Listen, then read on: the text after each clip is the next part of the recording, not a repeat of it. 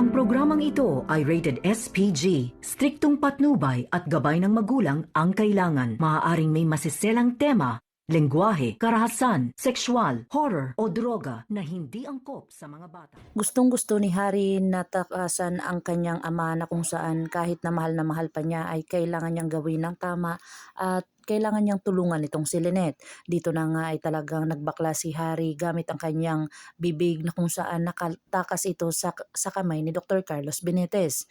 Dito ni Dr. Carlos Benitez nakita na bukas na ang pinto kung saan pinaghahanap niya itong si Harry at saka si Lynette at hindi niya ito nakita doon sa loob ng pamamahay niya.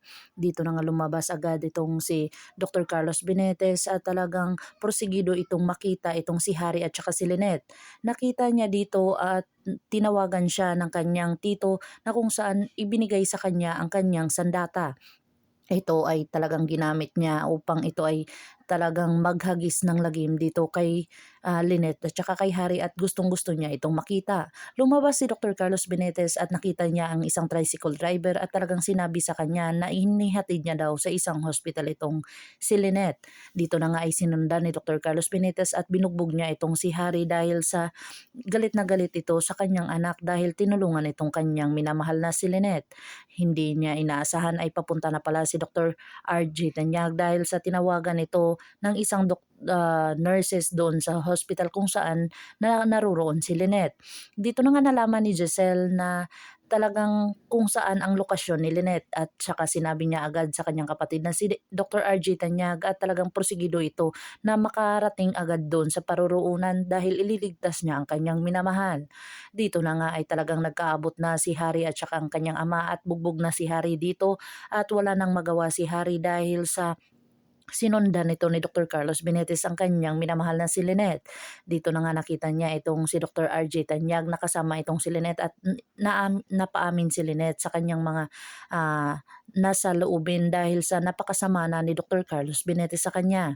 Sinabi niya dito sa kanyang asawa na mahal niya itong si Dr. RJ Tanyag at dito na nag-init ang ulo ni Dr. Carlos Benitez at talagang gagamitin ni Dr. Carlos Benitez ang isang baril at talagang puprosigihin niya na makitil ang buhay ni Lynette at saka ni Dr. RJ Tanyag kung saan sinabi ni Lynette na kung papatayin niya si Dr. RJ ay talagang dalawa na sila.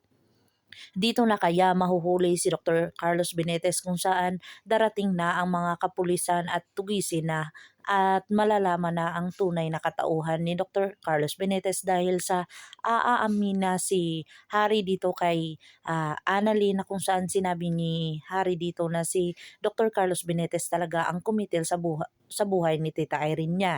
Dito na nga ay kinagulat ni Annalyn sa lahat ng mga sinasabi ni Harry sa kanya at talagang nanghingi ito ng pasensya si Harry at dito na nga kaya magkasalubong ang aura ni Dr. RJ Tanyag at saka ni Dr. Carlos Benitez. Magkakaroon kaya dito ng barilan na kung saan mahuhuli na kaya dito si Dr. Carlos Benitez sa lahat ng kanyang mga kasalanan o kung saan mapapahamak itong si Lynette at saka si Dr. RJ Tanyag bago pa dumating ang mga kapulisan.